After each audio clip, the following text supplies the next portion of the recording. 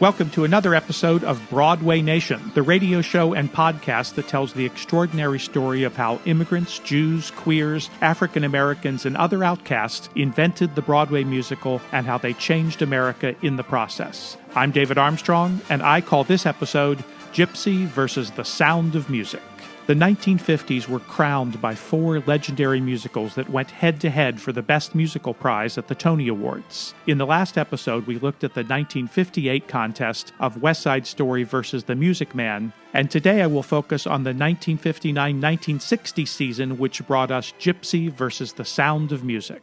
Spoiler alert, there was a tie for the Tony Award for Best Musical that season, but if you don't already know the story, it probably didn't end up the way you think it would have. As with our previous pairing, there are still Broadway mavens that remain outraged over which show won and which musical was, in their view, denied its rightful award. Surprisingly, The Sound of Music and Gypsy, two seemingly very disparate shows, actually have a lot in common. Both of these shows were star vehicles created specifically to showcase the talents and personalities of two of Broadway's greatest stars, Ethel Merman and Mary Martin, both of whom, as we've heard in earlier episodes, had made star-making Broadway debuts in Silver Age-style shows in the 1930s, and both of whom had successfully navigated the transition from the Silver Age to the Golden Age of Broadway, which allowed them to rise to even greater heights of stardom. However, unlike most star vehicles, both of these shows have lived on without their original stars and become centerpieces of the musical theater canon, and one of them, by many estimates, has become the most popular musical of all time.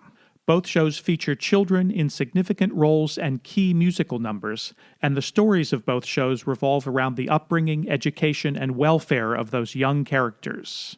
And both of these musicals share a producer, a dynamic man named Leland Hayward.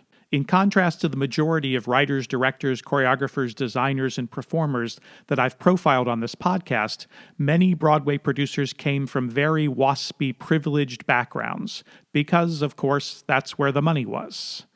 Leland Hayward was born in Nebraska in 1902 into a very wealthy and illustrious family. After dropping out of Princeton, he kicked around aimlessly for a few years and then fell into show business almost by accident. He was hanging out at a New York nightclub in 1926 when the owner, who was a friend of his, began complaining that business was terrible and that he would pay serious money if he could find an act that would really pull in the crowds. Hayward leapt at the challenge. He hurried over to the Liberty Theater where Fred and Adele Astaire were then starring in the Gershwin musical Lady Be Good, and he recruited that famous couple for a 12-week engagement at the club. It was a lucrative deal not just for the Astaires but for Hayward as well, and this inspired him to pursue a career as a theatrical agent. In short order, he became one of the most powerful agents in Hollywood, where in addition to Fred Astaire, he represented Ginger Rogers, Boris Karloff, Greta Garbo, and Judy Garland. Then in 1945, at the height of his power and success as an agent, he sold his talent agency and became a Broadway producer. Again, he had almost immediate success, eventually producing and co-producing a string of Broadway blockbuster plays and musicals, including Rodgers and Hammerstein's South Pacific, starring Mary Martin, Irving Berlin's Call Me Madam, starring Ethel Merman, and in 1959 he would work with them both again on Gypsy and The Sound of Music. But a few years prior to that, he was hired by the Ford Motor Company to produce a 2-hour live television spectacular to celebrate Ford's 50th anniversary. In the 1950s, Ford was at the center of American culture, and this event, one of the very first television specials, was scheduled to be broadcast simultaneously on both NBC and CBS, the only two television networks that existed at that time. The stature of this event required engaging entertainers that were equal to Ford in their prestige and importance to American culture, and in the 1950s that meant Broadway. So for the centerpiece of the show, Hayward persuaded the two women that personified Broadway at its highest level, Ethel Merman and Mary Martin, to perform together for the very first time. In her autobiography, Martin fondly recalled that Hayward had talked her into doing the show by telling her Merman had already agreed, and he told Merman that Martin had already agreed, thereby tricking them both into saying yes. The idea was that they would each sing several of their signature hits and then partner together on a 12-minute medley of old favorites, and Hayward brought in Jerome Robbins to stage this sequence. Robbins wisely decided that with these two powerhouse stars center stage, nothing else was needed except some simple stools for the ladies to perch on. Many Broadway wags had expected there would be conflict between these two great divas of the stage, but Martin and Merman had a ball rehearsing the show and got along wonderfully. Ethel Merman even used her old secretarial skills to type up the daily changes that were made in the medley. On June 15, 1953, the Ford 50th anniversary show was watched live by a phenomenal 60 million viewers, a larger audience than Merman and Martin would perform to in all of their Broadway shows combined. And forever after, star performers would sit side by side on stools and perform medleys of hit songs like this. Hi, Ethel. Hiya, Mary. How about singing some old songs? I think that'd be fun. Good. By the light of the silvery moon, I want a spoon. To my honey I'll croon love's tune. Wait till the sunshine, Nellie, when the clouds go drifting by, we will be so happy, Nellie. Don't let me hear you make a sigh. Don't let me hear you make a sigh. I'm the chic of Araby. Your love belongs to me. At night when you're asleep, into your tent I'll creep. When the red robin comes bopping along, there be no more stopping when he stops robbing his own sweet song. Wake up, you sleepyhead, get up, get out of bed, cheer up, the sun is red. Live, I laugh and be happy. What if I'm the blue? Now I'm walking through fields of flowers. Rain may glisten, but still I listen for hours and hours. I'm just a kid again, doing what I did again, singing a song. When the red robin comes bobbing along. If you've never seen a video of this, I encourage you to track it down. It's a rare chance to see these two great stars at the height of their power and just a few years before their two greatest triumphs.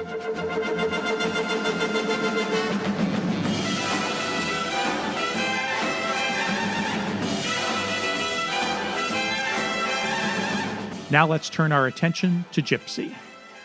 In 1957, the renowned striptease artist turned unlikely celebrity Gypsy Rose Lee published a memoir in which she wrote of her early rough-and-tumble days in vaudeville and burlesque, and most vividly about her ferocious stage mother, Rose. The book became a bestseller, and producer David Merrick quickly acquired the stage rights.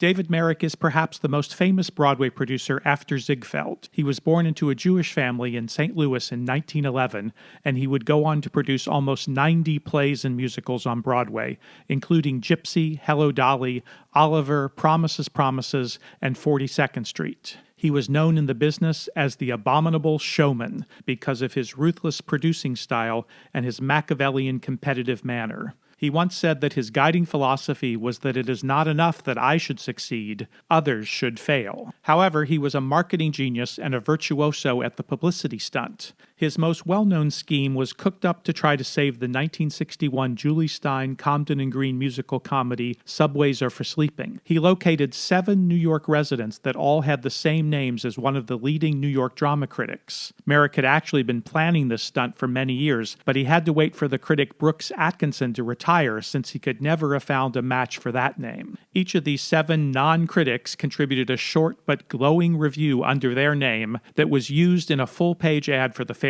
show. The ad was quickly spotted as a hoax and was pulled from most newspapers, but it still became a giant news story and the talk of the town, and the stunt generated enough publicity to allow Subways Are for Sleeping to run almost long enough to recoup its capitalization. You will no doubt hear more about Merrick in future episodes.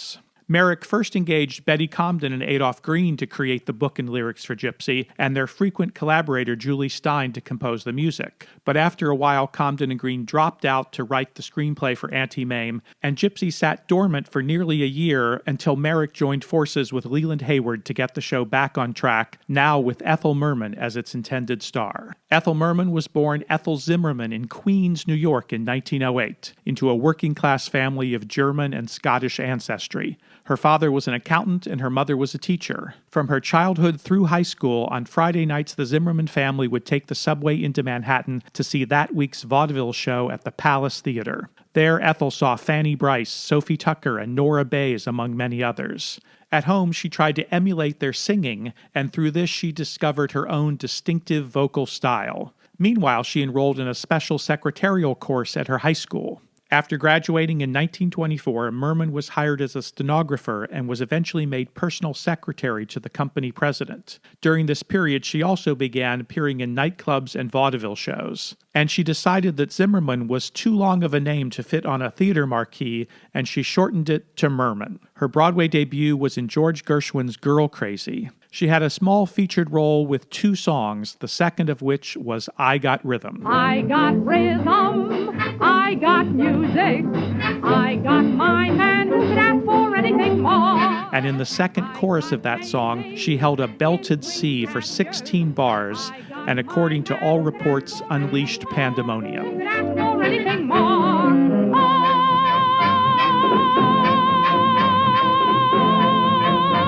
Who could ask for anything more? As Stacey Wolf writes in her book, A Problem Like Maria, Merman's stardom burst forth from that long, long note and from a legendary intermission conversation with Gershwin, who, according to Merman, said, "Do you know what just happened to you? She had become a star in one night."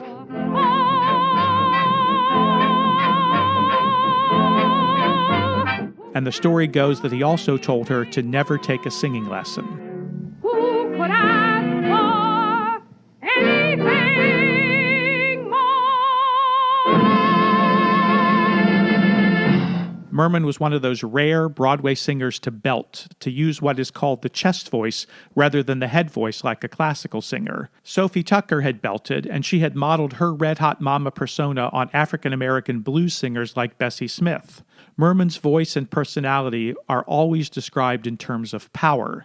She was a powerful woman who belted out a song, and the greatest musical theater writers all wanted to write songs and shows especially for her. But Merman acknowledged that she was not always the easiest person in the world to write a part for. She said they had to be built to emphasize the brassy side with lots of oomph, something with guts and sock songs, not sweetness and light. And as Stacey Wolf goes on to say, Merman never played ingenue romantic heroines. She always played women who defied gender expectations in some way.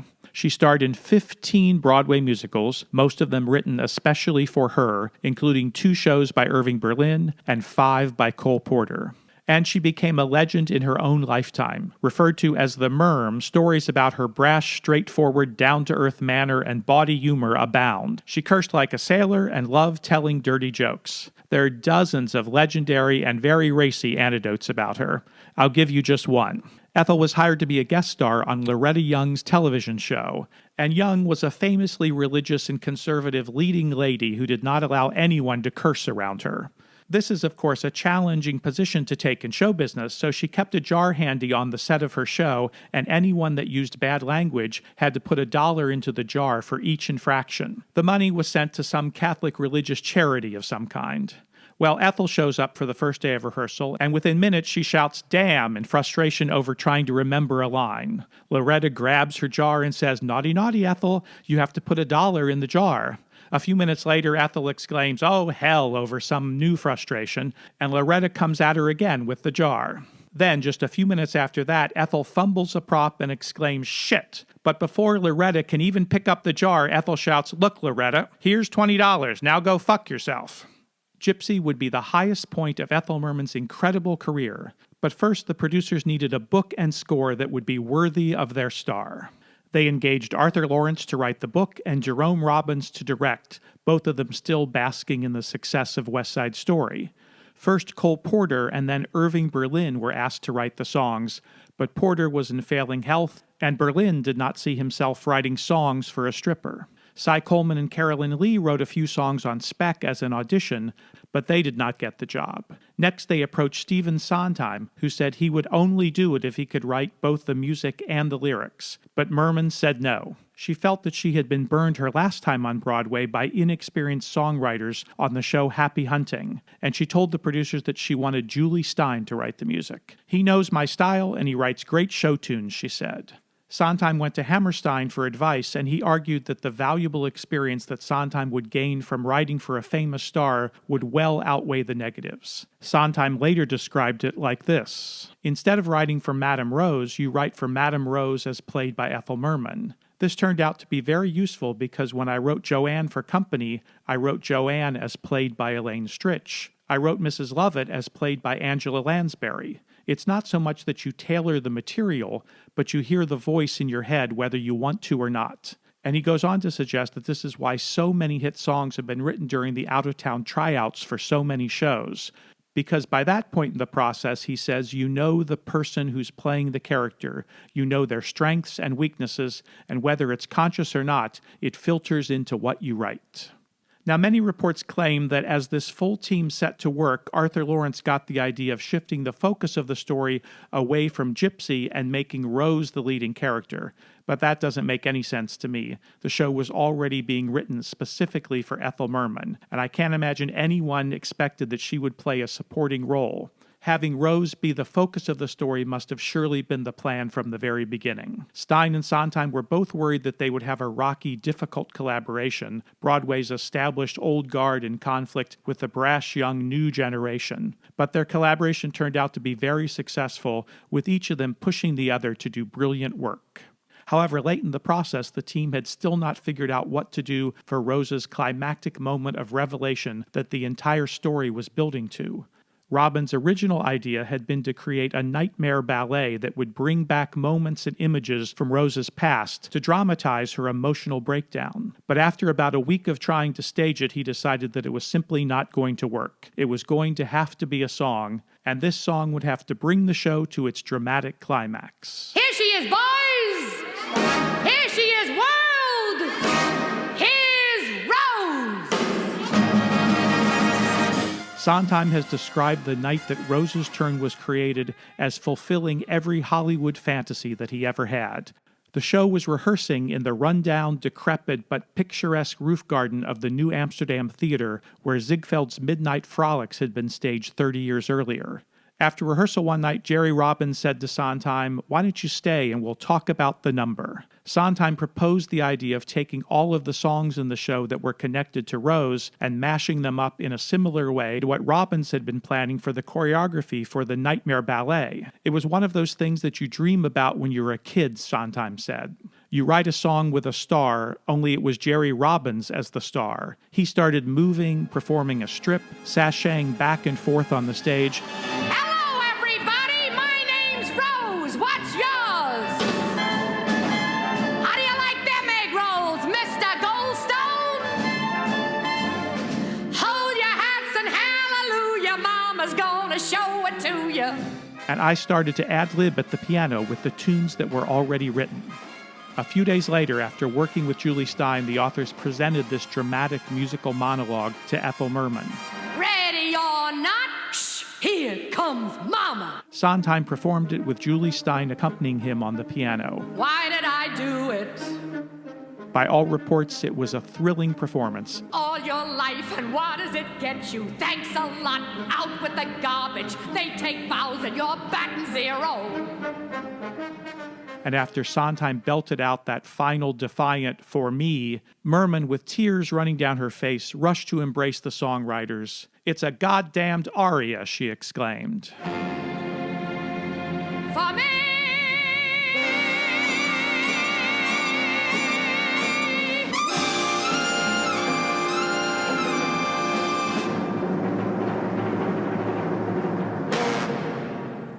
Gypsy opened on Broadway in May of 1959 and played for 702 performances. It's received 5 Broadway revivals with 5 great stars taking on the challenge of playing Rose. Angela Lansbury in 1974, Tyne Daly in 1989, Bernadette Peters in 2003, Patti LuPone in 2008, and Audra McDonald in 2025. And its critical acclaim has only grown over the years. Walter Kerr said of the original production that it was the best damn musical he's seen in years. In 1974, Clive Barnes said Gypsy is one of the best of musicals. In 1989, Frank Rich called it his favorite Broadway musical, and in 2003 he wrote that Gypsy is nothing if not Broadway's own brassy, unlikely answer to King Lear. And in 2008, Ben Brantley said it may be the greatest of all American musicals. Many theater professionals also consider Gypsy to be the best written, most brilliantly crafted musical of all time, and it is certainly one of the pinnacles of that style of golden age musical play that had largely been invented by Rodgers and Hammerstein. So it is somewhat ironic that it would go head-to-head at the 1960 Tony Awards with a show written by Rodgers and Hammerstein themselves. Hi, this is David Armstrong, and if you're enjoying this episode, I strongly suspect that you'll want to read my new book, Broadway Nation: How Immigrant, Jewish, Queer, and Black Artists Invented the Broadway Musical, which is on sale now wherever books are sold. And I'm happy to report that the reviews have been terrific. Noted author and theater historian Peter Felicia of Broadway Radio writes that there's so much information here that Broadway Nation could almost be called a textbook, but it's much too fun to be described as such. So let's just say it's a textbook example of how to write about musicals and how to do it right. And author and Princeton professor Stacy Wolf says that David Armstrong's Broadway Nation is a lively, engaging, and fascinating journey through the vibrant history of the Broadway musical. Whether you're a historian, a theater maker, or a passionate fan, Broadway Nation is an important and impossible to put down tribute to the diverse voices behind the Great White Way. And finally, Tony Award-winning lyricist David Zippel says David Armstrong's insightful history of the evolution of the Broadway musical and its creators is captivating and comprehensive, as well as indispensable. Of course, you can find it on Amazon, or better yet, have it ordered by your local bookshop. But if you go to the publisher's website, bloomsbury.com, you can order it at 10% off the full price of either the hardcover or the paperback. Again, like the podcast that inspired it, the book is titled Broadway Nation: How Immigrant, Jewish, Queer, and Black Artists Invented the Broadway Musical. Now, back to the show. Let's start at the very beginning. A very good place to start. When you read, you begin with ABC. When you sing, you begin with Do, Re, Mi. Do, Re, Mi. Do, Re, Mi. The first three notes just happen to be Do, Re, Mi. Do, Re, Mi. Do, Re, Mi, Fa, Sol, La, Ti. Come, I'll make it easier for you. Listen. Mary Martin was born in Texas in 1913. Her mother was a violin teacher and her father a lawyer. She said that she got hooked on performing right from the start. Give me 4 people and I'm on. Give me 400 and I'm 100 times more on. After working in vaudeville and radio on the West Coast, she made her Broadway debut in Cole Porter's 1938 musical Leave It to Me. Sophie Tucker was the star of the show, and Mary Martin only had one song, but that song was My Heart Belongs to Daddy. While tearing off a game of golf, I may make a play for the caddy, but when I do, I don't follow through, 'cause my heart belongs to Daddy. If I invite a boy some night to dine on my fine Finnan Haddie, I just adore his asking for more, but my heart belongs to Daddy. The contrast between the young performer's naive manner and the suggestive lyrics of the song, accompanied by the mock striptease staging, made her performance a triumphant success. Daddy, so I want to warn you, laddie, though I think you're perfectly swell, that my heart... The New York Times wrote that Martin's mock innocence made My Heart Belongs to Daddy the bawdy ballad of the season. And my daddy, he treats it so well. With that one song, she became a star overnight. Among her many Broadway performances, she originated the roles of Nellie Forbush in South Pacific and the title role in Peter Pan, as well as Maria von Trapp in The Sound of Music. She had a unique combination of very feminine softness and tomboy playfulness. Her personal life was complicated. In 1941, she married Richard Halliday, a closeted, upper-class gay man who became her manager. Martin was queer as well, and she had close relationships with several women over the years, including film actress Janet Gaynor. The initial idea for The Sound of Music came from the show's eventual director, Vincent J. Donahue, who had seen a German film called The Trapp Family that had been a success in Europe and South America, and which told the life story of Baroness Maria von Trapp. He said in many ways it was amateurish, but I was terribly moved by the whole idea of it, almost sobbing. He immediately saw it as a perfect vehicle for Mary Martin, and he sent the film to Martin and her husband, who was one of Donahue's closest friends. They both loved it, and Martin later said the idea was irresistible, a semi-Cinderella story. And soon Leland Hayward joined the team, and Howard Lindsay and Russell Crouse were engaged to write the book. Initially, they envisioned it as essentially a dramatic play featuring authentic Trapp family songs and one new number ideally written by Rodgers and Hammerstein. Then, as Rodgers recalled in his autobiography Musical Stages, Oscar and I saw the picture and agreed that it had the makings of an impressive stage production, but disagreed with their concept. If they wanted to do a play using the actual music, fine, but why invite a clash of styles by simply adding one song? Why not a fresh score? When I suggested this to Leland and Mary, they said they'd love to have a new score, but only if Oscar and I would write it. We had to explain that we would be tied up with the Flower Drum Song for a year, but they came back with the two most flattering words possible: "We'll wait." Rodgers and Hammerstein became co-producers with Halliday and Hayward, and because Lindsay and Crouse had already been signed as the book writers, The Sound of Music became one of the few productions in which Oscar Hammerstein's contribution was only the lyrics. It's interesting that four great writers that had all been young breakout stars of the Silver Age of Broadway would now come together to create one of the Golden Age's crowning achievements. Oscar's limited participation, however, turned out to be for the best. As rehearsals got underway, Oscar was diagnosed with terminal cancer. He accepted it with equanimity and told his wife and partner that he intended to go on working as long as he could. With Joe Layton now on board as the choreographer, rehearsals went smoothly. If you've not heard my Trudy Rittman episode, be sure to check that one out for more information on her and Joe Layton's contributions to the show. The Sound of Music's out-of-town engagements went smoothly, and the advanced ticket sales for New York broke records. The only issue with the show seemed to be the final concert sequence. Rodgers was still not satisfied with it. He felt that one more song was needed, a solo for Captain Von Trapp. Hammerstein had been too ill to attend the preview performances in Boston, but he made it there for the opening and agreed with Rodgers about the song. 6 days later, Edelweiss was put into the show. Edelweiss, Edelweiss, every morning you greet me, small and white, clean and bright, you look happy to meet me, blossom of snow, may you bloom and grow forever. It was the last lyric that Oscar Hammerstein would write. Edelweiss, bless my homeland forever.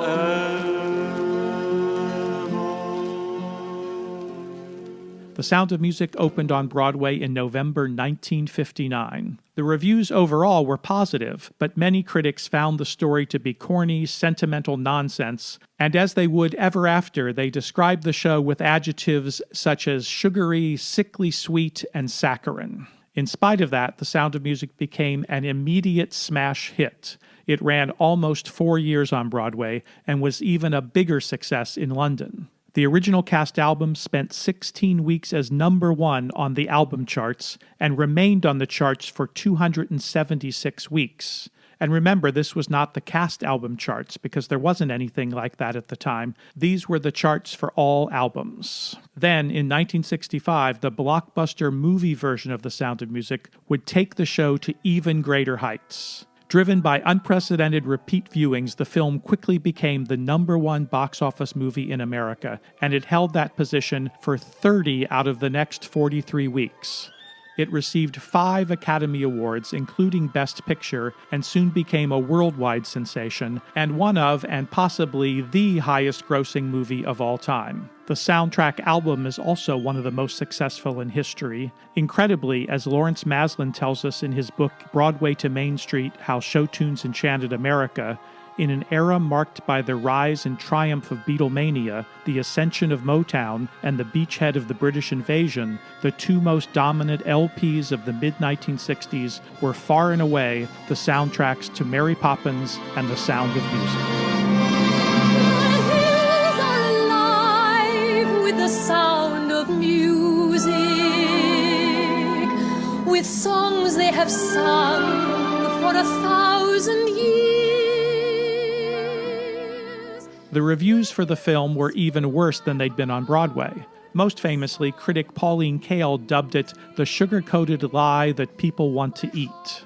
But, as Rogers put it, the only smart people in show business are the audience. The popularity of the film and show would only grow over the decades since, and the repeat viewings would never stop as the movie made its way to TV and video, along with Broadway revivals and countless stock and amateur productions. There were also Rocky Horror-style audience participation sing-alongs with cosplay costume contests, and most recently live television remakes that drew large audiences. I had a student last year in the class I teach at the University of Washington, and he had grown up in Sierra Leone in Africa. His family was poor, they had almost nothing, but they did have an old VHS of The Sound of Music. He said as a child he watched it constantly, nearly every day, and through it fell in love with Broadway musicals. For some reason, The Sound of Music is incredibly moving, inspiring, and meaningful to a mass audience around the world, and they want to see the story replayed over and over, time and time again. My heart will be blessed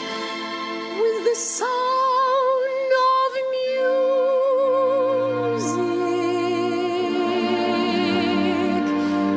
and I'll sing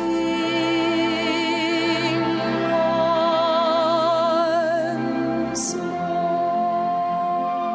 One naturally has to ask why. What has made The Sound of Music such a success? It's easy and fashionable to criticize the show and the film, and indeed many critics and theater professionals despise it. Of course, the music is glorious. The songs are tuneful, infectious, and unforgettable, but they only exist because of the story they are helping to tell. I don't believe it is possible for a work of art to have such a major cultural impact and capture the public's imagination on such a global scale or become so universally loved unless it has a story with the power to connect deeply with its audience on an emotional, conscious, and subconscious level. What is it about the story of The Sound of Music that causes it to have such impact? Mary Martin described the show as a Cinderella story, and that is certainly a fairy tale that has lost none of its mythic power over the centuries. Author Ethan Morton also classifies The Sound of Music as a fairy tale, with all the power to move us that we find in The Wizard of Oz, and he summarizes its plot like this: a prince who is under an enchantment that has frozen his heart meets a young woman of an order of healers who frees him. Monsters overrun the land, but the healer's people open up a hidden portal of escape. It's almost a parable of dueling magics, the magic of the spirit versus the magic of destruction, and music does the healing. I would propose that the story of The Sound of Music is an epic, if quiet, battle between the forces of good and evil. The antagonist is the greatest villain of all time, Hitler, and the specter of the Nazi regime and its evil philosophy hangs over the show and film, even as they are only rarely mentioned or alluded to. We never see any direct depiction of their ruthless persecution of Jews, homosexuals, or other minorities, and in fact the one character that might be Jewish and or gay is funny Uncle Max, and he is presented as a lovable but decadent, amoral collaborator who is too weak and too much in love with his access to wealth, privilege, and power to stand up to the Nazis. He is a cautionary tale. When the next wave of fascists come, don't be like Max. The Von Trapp family itself becomes a metaphor for rescuing Germany and the world from Hitler's grasp. The author Raymond Knapp points out that prior to Maria's arrival, the Trapp family is basically a mini-fascist state run by an autocratic, militaristic captain blind to the individual needs of his own children. It is above all the children that are at stake in the story, for they not only represent the quintessential family unit that will certainly be destroyed by totalitarianism, they also and more basically represent the future.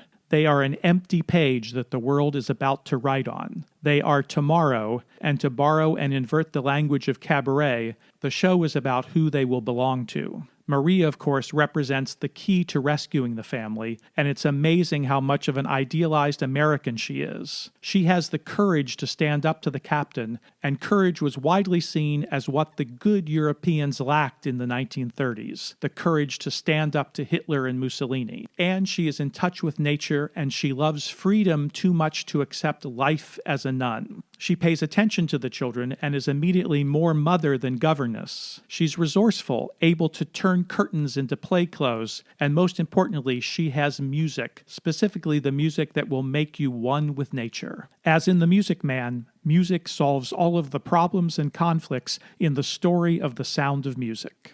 In an upcoming episode, I will explore one of the principal and most powerful themes of the Broadway musical, transgressive women that refuse to follow the rules and live the life that society and the patriarchy has set out for them. You can be certain that both Maria and Rose will figure prominently in that discussion. So what happened at the 1960 Tony Awards? 5 musicals were nominated for Best Musical that year. Take Me Along, Fiorello, Gypsy, The Sound of Music, and Once Upon a Mattress. And the music for that show was written by Mary Rodgers, marking the only time that a father and daughter would compete for the Tony Award, at least so far. Gypsy was nominated for 8 Tony Awards, including Best Actress, Best Supporting Actor and Actress, Best Director, Best Scenic Design, and Best Musical. But Ethel Merman and everyone else went home empty-handed. The Sound of Music was nominated for 6 and won 4. Best Actress, Best Supporting Actress, Best Scenic Design, and Best Musical. But, unusually, there was a tie that year, and Fiorello also received a Tony Award for Best Musical. With a score by Bach and Harnick, Fiorello was a musical biography of New York's beloved Depression-era mayor, Fiorello LaGuardia. It must have been a great show because it also received that year's Pulitzer Prize for Drama, but it has never entered the musical theater canon in a major way, probably because it connected most effectively and strongly with a New York audience that revered LaGuardia and remembered him with great affection. So in essence, Gypsy came in 3rd. In hindsight, it's easy to get a little outraged about that. There were no separate categories in those days for book and score, and if there had been, it's possible that the awards might have been spread around a bit more. Privately, Merman was deeply disappointed, but in public she pretended not to be bothered. "How you gonna buck a nun?" she would say. Which show do I think should have won? Although I admire The Sound of Music tremendously and always enjoy seeing it, Gypsy is very possibly my favorite show and is certainly always in my top 5. I find it to be deeply moving and affecting, so that's where my vote would go. Which show do you think should have won? Please follow Broadway Nation on Facebook or Twitter and let me know what your choice would be. As we've seen, the 1950s came to a close with Broadway at its zenith, but in the next episode of Broadway Nation, we'll look at 2 shows that opened in 1960 and, as if on cue, kicked off the new decade by foreshadowing a number of major upcoming changes in American culture, changes that will dramatically affect the Broadway musical and by the end of the decade leave its very future in doubt. Breakfast at Tiffany's and bottles of bubbles. Girls with tattoos who like getting in trouble. Lashes and diamonds, ATM machines. Buy myself all of my favorite things. Broadway Nation is written and produced by me, David Armstrong. If you enjoy the show, please rate and review us on Apple Podcast or wherever you listen. It's very helpful to spreading the word about the show. Special thanks to KVSH 101.9, the voice of beautiful Vashon Island, Washington, and to everyone at the Broadway Podcast Network. You like